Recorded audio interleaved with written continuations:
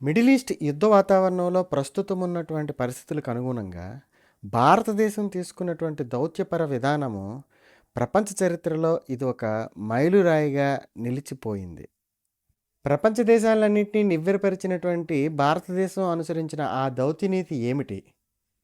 Iran ఏం offer చేసింది? భారతదేశం దానికి ప్రతిగా ఏమి ఆఫర్ చేయబోతుంది?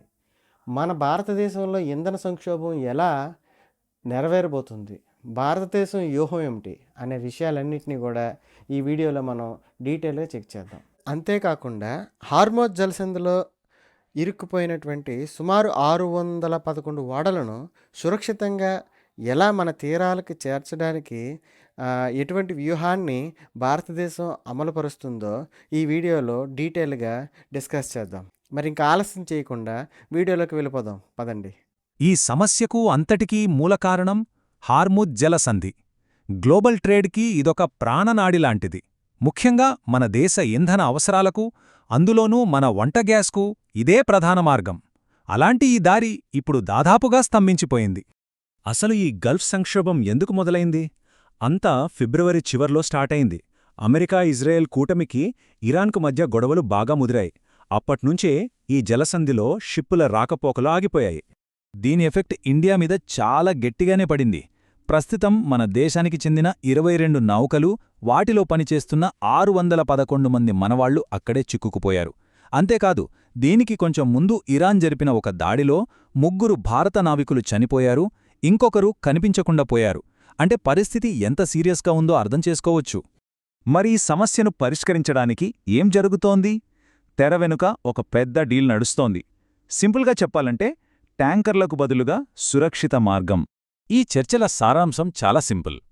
ఇరాన్ ఏమంటోందంటే ఇండియా స్వాధీనం చేసుకున్న 3 ట్యాంకర్లను వదిలేయాలి, దానికి తోడు కొన్ని మందులు పరికరాలు ఇవ్వాలి. మరి ఇండియాకేం కావాలి? తమ అన్ని నౌకలకు సేఫ్ ప్యాసేజ్ ఇవ్వాలి. ముఖ్యంగా అర్జెంటుగా రావాల్సిన 6 ఎల్పీజీ ట్యాంకర్లకు మాత్రం ఫస్ట్ ప్రియారిటీ ఇచ్చి దారివ్వాలి.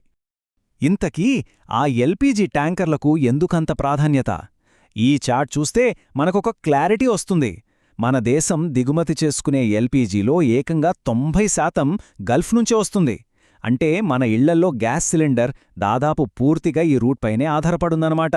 అందుకే ఈ ట్యాంకర్లను సేఫ్గా తీసుకురావడం కేవలం వ్యాపారం కాదు, ఇది జాతీయ ప్రాధాన్యత కలిగిన అంశం.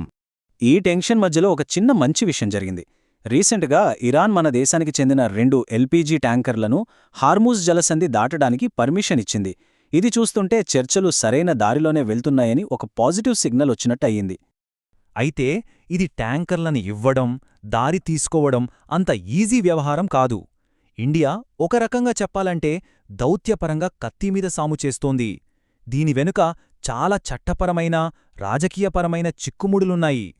ఓకే, మరి ఇరాన్ విడుదల చేయమంటున్న ఆ ట్యాంకర్ల కదేంటి? ఇవిగో ఇవే. మన కోస్ట్ గార్డ్ ఈ ట్యాంకర్లను ముంబై దగ్గర పట్టుకుంది. ఎందుకంటే వాటిపై గుర్తింపు మార్చి మోసం చేయడం, అక్రమ రవాణా, స్మగ్లింగ్ లాంటి సీరియస్ ఆరోపణలున్నాయి. సో ఇది ఇండియా చట్టపరంగా తీసుకునే యాక్షన్.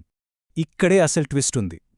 ఇరాన్ ఒకవైపు రహస్యంగా ఈ ట్యాంకర్ల విడుదల కోసం బేరసారాలు చేస్తూనే, మరోవైపు వాళ్ల అఫీషియల్ మీడియాలో ఆ నౌకలతో తమకు ఎలాంటి సంబంధం లేదని ప్రకటించింది.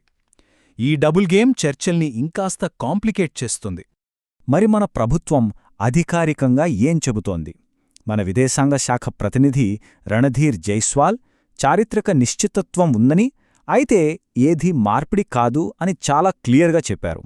ఇది పక్కా డిప్లొమాటిక్ లాంగ్వేజ్. దీని అసలు అర్థమేంటంటే, పైకి మేమెలాంటి బేరసారాలు జరపడం లేదు అని చెబుతున్నా, తెరవెనుక చర్చలు మాత్రం జరుగుతున్నాయని మనం అర్థం చేసుకోవాలి.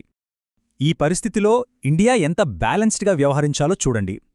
ఒకవైపు స్మగ్లింగ్ ఆరోపణలున్న నౌకల విషయంలో మన దేశ చట్టాలను కాపాడుకోవాలి, మరోవైపు మన పౌరుల భద్రత, దేశ ఇంధన భద్రతను చూసుకోవాలి.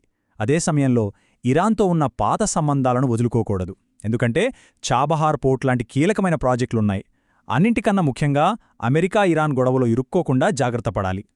సరే, ఇంత సున్నితమైన చర్చల మధ్య ముందు ముందు ఏమి జరగబోతోంది? రాబోయే రోజుల్లో పరిస్థితి ఎలా ఉండబోతోంది? ఈ చర్చలకు దగ్గరగా ఉన్నవాళ్లనుంచి వస్తున్న అనధికారిక సమాచారం ప్రకారం నెగోషియేషన్స్ పాజిటివ్గానే ముందుకు సాగుతున్నాయట. ఒక ఒప్పందం కుదిరే అవకాశముందని వాళ్ళంటున్నారు. ఇది కన్ఫర్మ్ కాకపోయినా ఒక చిన్న ఆశనైతే రేకెత్తిస్తోంది. ఒకవేళ అన్నీ అనుకున్నట్టు జరిగి ఈ చర్చలు సక్సెస్ అయితే పరిస్థితి ఇలా చక్కబడుతుంది. ఫస్ట్ స్టెప్లో ఇండియా ట్యాంకర్లను వదిలిస్తుంది. సెకండ్ స్టెప్లో ఇరాన్ మన నౌకలకు సేఫ్ ప్యాసేజ్ గ్యారంటీ ఇస్తుంది. ఆ తర్వాత హార్ముజ్ జలసంధిలో ట్రాఫిక్ మళ్లీ మొదలవుతుంది. ఇక ఫైనల్గా ఇండియా ఎల్పీజీ సప్లై చైన్ తిరిగి గాడిన పడుతుంది. అయితే ఈ దారిలో కొన్ని ముళ్ళు కూడా ఉన్నాయి. ఈ ప్రాంతీయ యుద్ధం మరింత ముదిరే ప్రమాదముంది. అమెరికా కొత్తగా ఆంక్షలు విధిస్తే కొత్త తలనొప్పులు రావచ్చు. అలాగే ఆ ట్యాంకర్లను సీజ్ చేయటానికి సంబంధించిన లీగల్ సమస్యలు ఇంకా అలానే ఉన్నాయి. ఇవన్నీ ఈ ఒప్పందానికి అడ్డుపడొచ్చు. చివరగా మన ముందున్న అతి పెద్ద ప్రశ్న ఇదే: భారతదేశం ఈ పెద్ద యుద్ధంలో చిక్కుకోకుండా తన ఇంధన భద్రతను మరియు తన ప్రజలను సురక్షితంగా కాపాడుకోగలదా? ఇది ఇండియా దౌత్యపరమైన నైపుణ్యానికే కాదు, మన దేశ భవిష్యత్తు వ్యూహానికి కూడా ఒక పెద్ద పరీక్ష. ఫ్రెండ్స్, ఈ వీడియో మీకు నచ్చినట్టయితే లైక్ చేయండి. అంతేకాకుండా సబ్స్క్రైబ్ చేయండి. మరిన్ని మంచి వీడియోల కోసం స్టే ట్యూన్.